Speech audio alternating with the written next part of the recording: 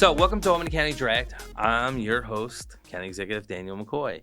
On today's episode, we're joined by Bill Connors, our Director of Albany County Department of Probation, which we've been on the frying pan because of what happened on the 4th of July, and a lot of figures pointed at our department. So I thought what better than to have Bill come on and really talk about what, where we're at, things we're doing, and try to put it into content to the listeners so they can understand it. But for our listeners who may not be familiar, you can give us a quick overview of what the Department of Probation does and the scope of your office work here in Albany County, Bill. Hi, thank you, Executive. So the Probation Department serves all courts in Albany County, including family court and adult courts. So in addition to that, we have a juvenile and an adult division. We supervise all persons sent to us. We investigate all matters of persons sent to us. We provide intake and adjustment, and we also collect restitution for all courts in Albany County. So, I do want to say this. Sometimes in any situation, whatever it may be, someone ends up on probation or whatever. I'll say this again to the listeners here. There's 345 million Americans in this country.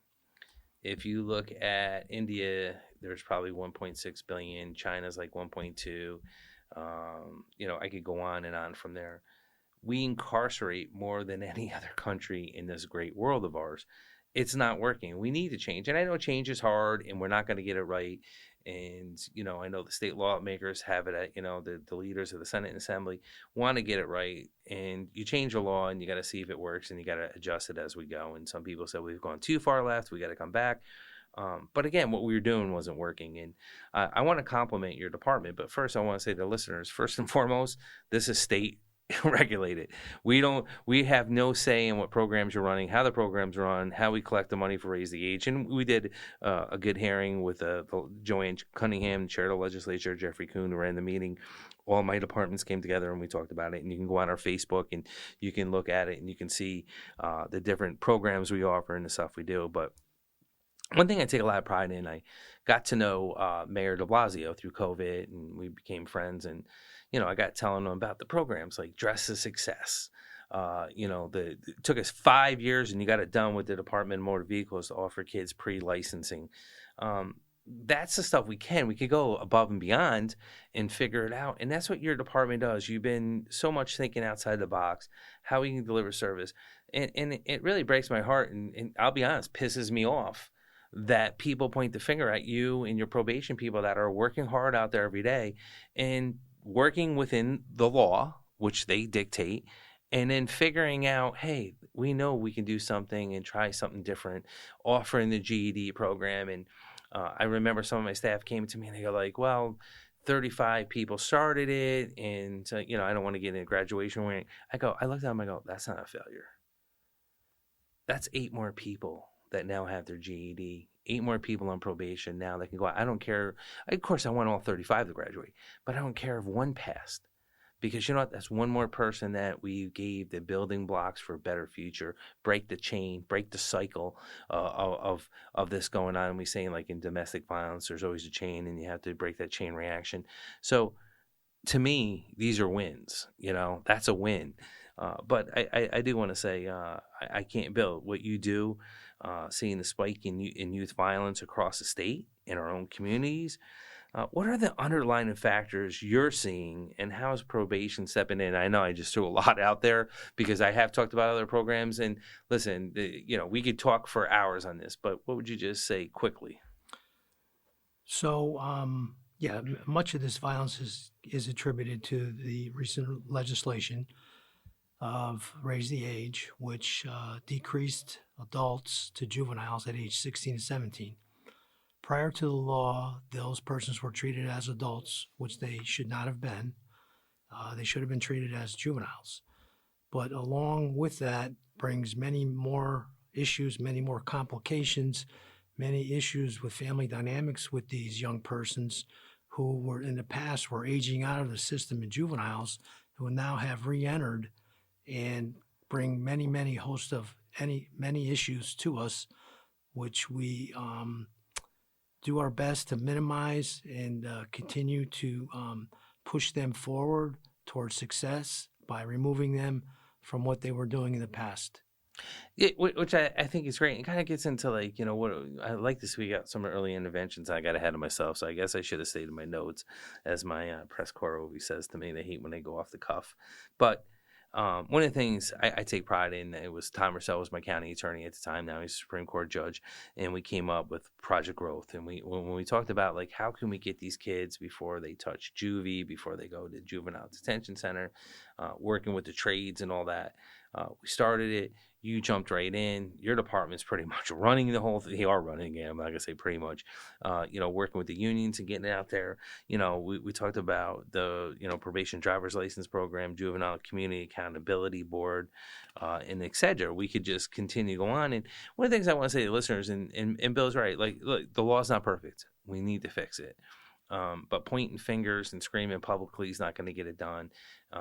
But we have to try to make it work, right? I watch Schenectady County made it work, Rensselaer County, Saratoga. I don't know what the disconnect. We do know some of it is, and we're going to get to the root of that, not on the show, but on other course. But like at our juvenile detention center, we're the first, one of the only first in the county. I think Brandon Lyons wrote a story on it about the juvenile detention centers because it was us, Erie County, and one other. But we do it with Saratoga, Rensselaer County, and ourselves.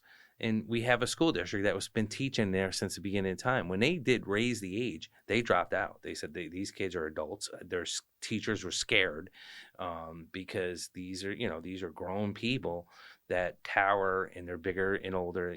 From 18 to 15 is a big difference to 16. When you're older in life, it's not. You laugh like when somebody gets together and they're 10 years apart or 12, you're like, but when, growth rate from 18 to 16 is a big difference back in the day. And people don't realize that. And we had to figure that out. And we always do. We figure it out, we move forward, and we continue to work. But what are your thoughts on the truancy, the role of the city school district of Albany, and the responsibility of parents? But I do want to say there was a program, and the city paid for it, and they kicked it, and then District Attorney David Soros took it. I'm going to clarify this record because it gets mucked up. When I know when David was running, they were saying, it got dropped. Then he was paying for it, and then again, it got expensive, and he couldn't. And they came to my office, and they came to Sheriff Apple's office, and we're like, we can't afford it, this program. The city school district should be paying for it. So it went away. So I honestly forgot because we do so many programs. When all this was coming up about the finger pointing, we looked at it and we're like, oh my God, we did start a truancy program again. So I'll commend Mayor Sheehan, her administration, my administration got together with the school district. We started the truancy program, and then the school district dropped out. They didn't want to do it because it was exposing the problem they have with truancy and the lack of accountability, which is fine. We got to it's not fine it's happening, but we got to get to the root cause and not run from what's going on. And they discontinued it. And honestly, through the silly campaign between the two DA candidates last year, I'm just like sitting back and I think, and I reflect back on it. I'm like, wow, the misinformation over time, people forget. So I want to get your thoughts on that from your standpoint as probation director. Yes, we see truancy as a major issue in the Albany City School District. We continue to accept PINS petitions for persons that are truant. We work with the children. We continue to try and engage the parents. Many of these issues we see as generational, where families have not attended school, their children did not attend school. It's a very difficult matter. Many of the cases we refer to our Department of Children's Family Services for additional programming. It is difficult to re-engage kids that have been absent over 100 days in school. This absenteeism starts probably when they're very young, from kindergarten on. It's funny you said that because we talked about that earlier in my office, and we were talking in this. There's no data analytics behind this. There's just failings, right? We talked to some teachers offline. Some of our failing of our staff was like, look, we have to get them in kindergarten, and this is sad, preschool, kindergarten, first grade, second. And we're like, what's the cutoff? Third grade, we lose them. People are right. We have to get programs when they're that young to set the stage for them, for letting them know there's a better way of life, or there's alternatives to whatever your problem may be, and you have a network, right? If anything came out of this, I will say this: I always like to look at a negative and find the positive.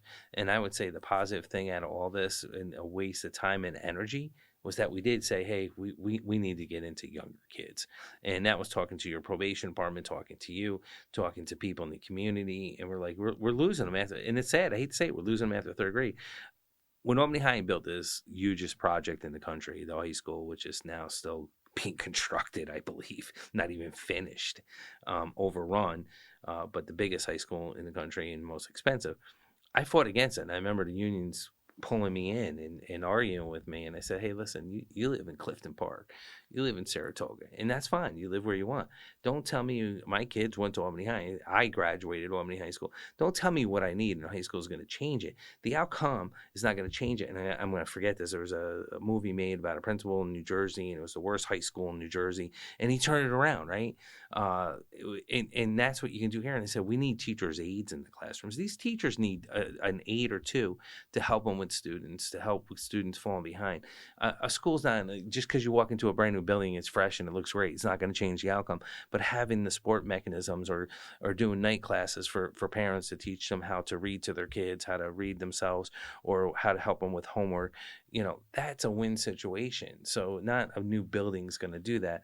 But I'm sorry, I got off a little off topic. But the meeting we had on Thursday, we had to rectify the ship and say, hey, this is what we do. We're not keeping raise the age money. We're not keeping it for ourselves, Albany PD. And it was a shame that we waste this energy that Albany's at the table. The city of Albany, police and agencies been at the table. But again, listen, it happens, and we need just to move forward and not worry about, what has happened. We have to worry about, forget the finger pointing, what we can do to engage the community and figure this out. So, the meeting at Albany County Legislature Law and Public Safety Committees to discuss the topic. What are the major takeaways from that meeting you took, Bill? Not me, what you took. Yeah, a lot of discussion on raise the age, what it meant, the definition, who was actually raised the age. So actually 16 and 17-year-olds are the definition of what a raise the age individual would be. But more so, our legislators looked at what needed to be changed, what direction we need to be headed towards. And I think it was a clear conclusion that there may need to be some minor tweaks or adjustments to the raise the age law that may hold the youth more accountable for some of these more violent crimes. Which, recently published was Raise the Age and Youth Violence Prevention Programs and Service Report, outlining all the programs and services the county offers from your point of view. And why was it important to put that information out there? Your point. I know I could say why, but I want it, you. So if I just can give a quick overview of what happens when we receive a youth from family court or any juvenile matter. So every single youth that we receive, we provide screening and assessment. We conduct the YAZI, Youth Assessment Screening, which has many domains regarding the individual, their family, where their needs are, their strength. And we also provide a suicide risk instrument on them. And the individuals, based upon the YAZI, we provide our programming tailored to that. As an example, someone had come in with a minor charge of a petty larceny, they will get a low-level programming. Some of our lower programs, decision points, juvenile accountability board. If their risk increases, we would provide moderate to higher level programming. Some of our referrals we have a large contract with Northern Rivers. It provides counseling, a social worker, and it also provides another important piece in this society, a credible messenger. Individuals that were involved in the criminal justice system at some point and have resolved their issues and have returned to the system and wanted to help other individuals. And this contract is really, really important, and it provides one of our key programming components. Bill, from your point of view, what was the most important thing put out there, information, which you kind of addressed, but how does that probation fit into the larger picture of everything? So under legislation, the courts look to us to provide all their needs for investigation, support, supervision, reporting back to them, how the individuals are doing while we monitor them. So we are an arm of the executive or judicial that provides service as persons come to court.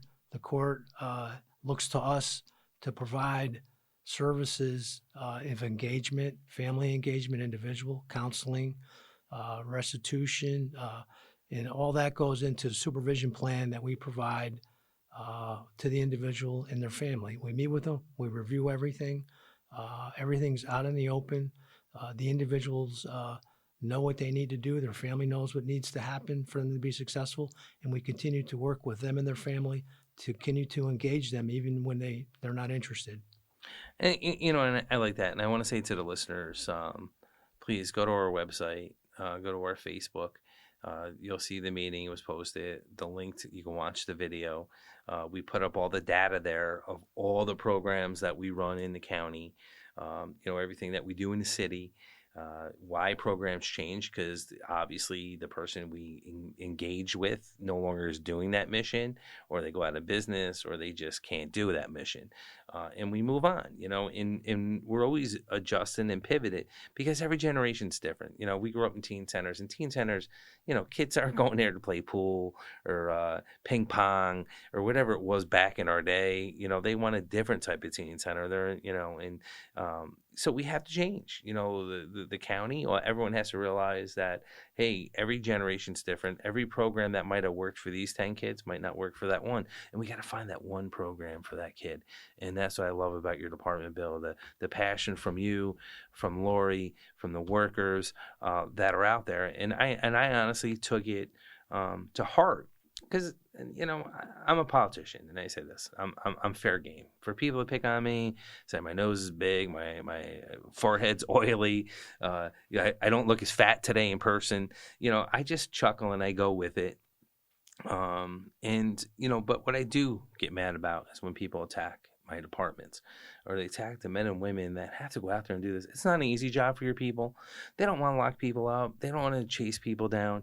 And I want to commend all your workers. So yes, I took it with a grain of salt, where I'm like, yeah, this is not right. It's not probation's fault. You've been getting picked on through this whole thing. I will just say this: over time, I let a lot of it go from the city, people pointing the finger at probation.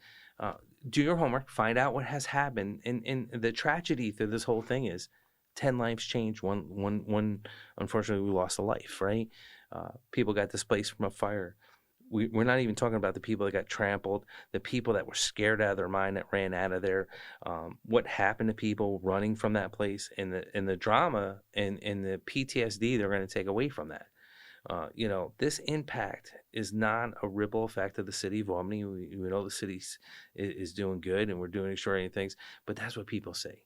And I remember I used to, I travel all over the county, and people would say, hey, I don't want to say where I eat a lot with my family. And they'd say, oh, where your kids go? I can't even say what school district. I almost said it.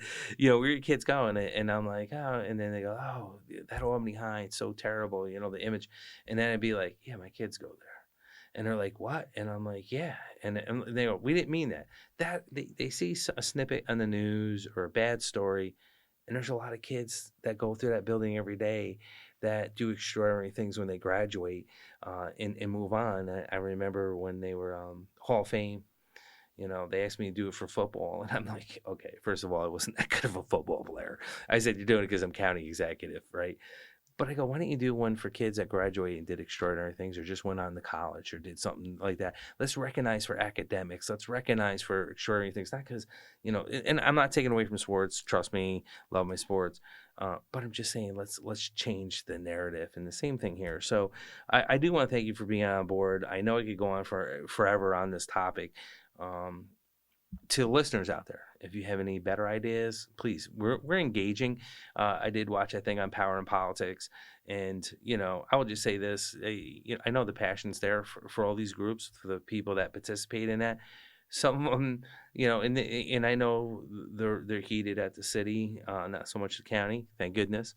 But I also know that one of them reached out to me, and a year ago we reached out to them to sit down and talk about stuff, and they didn't have time.